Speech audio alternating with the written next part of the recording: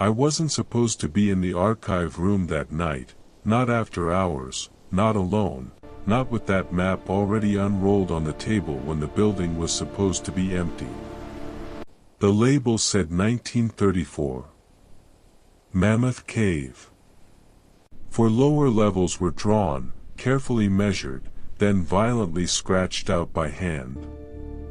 Beside them, someone had written a single word. A word still used on Ranger radios today. No one explains it. No one asks where it came from. If you've worked underground long enough, you hear it once, spoken softly, like the cave itself might be listening. If you stay with me, you'll understand why.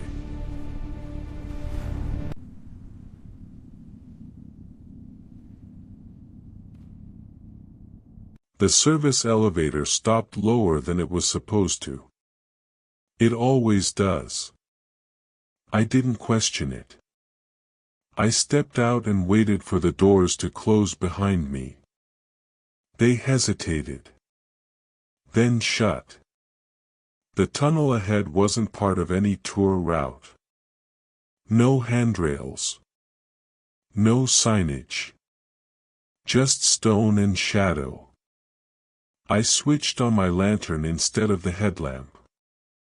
Old habit. Light behaves differently underground.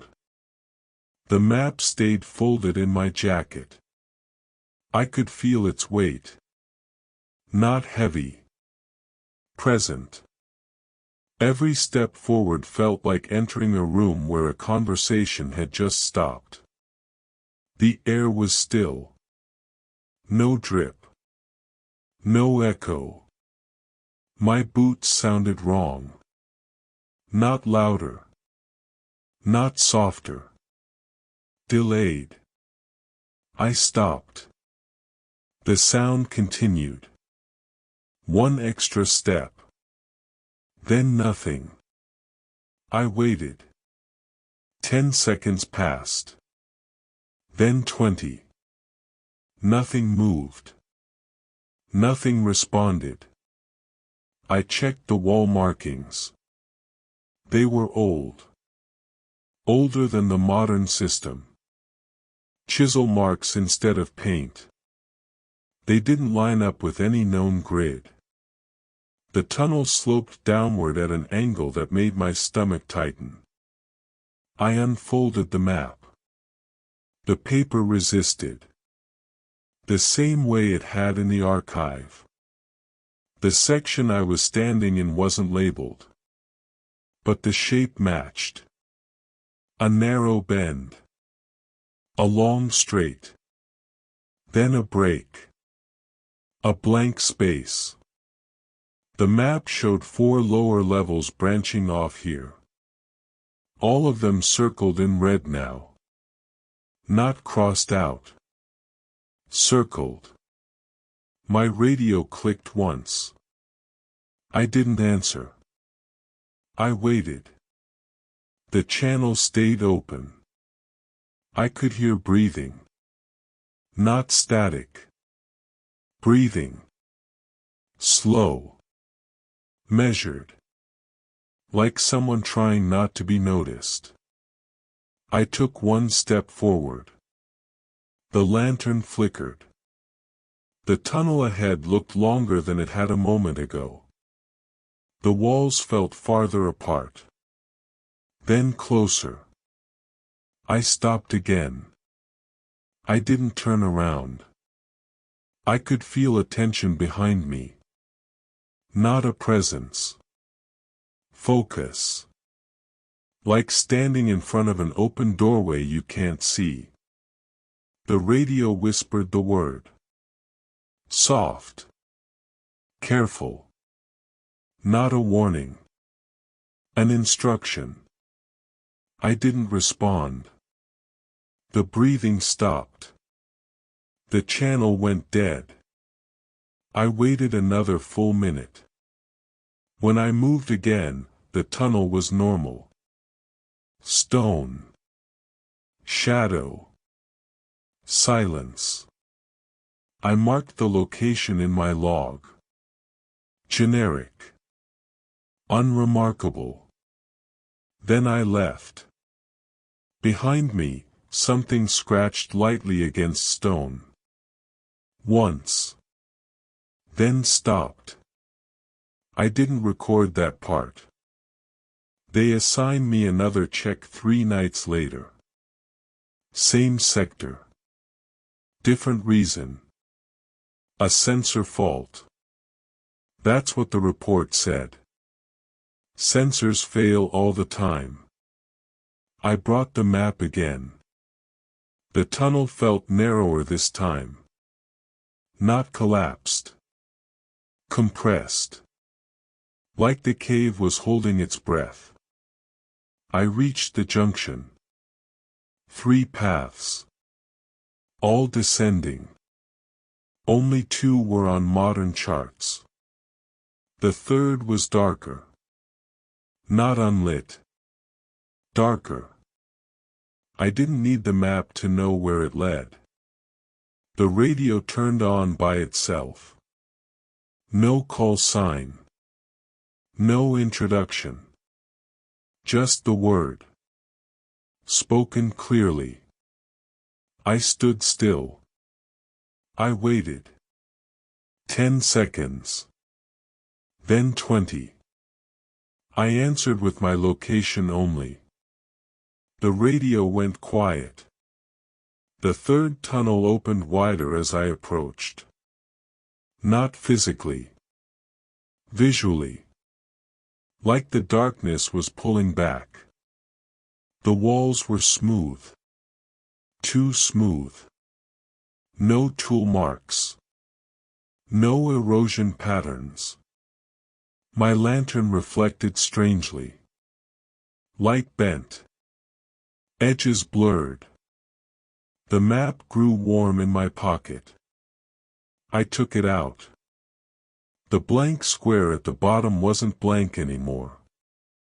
Thin lines had appeared. Faint. Shifting. They didn't stay still long enough to read.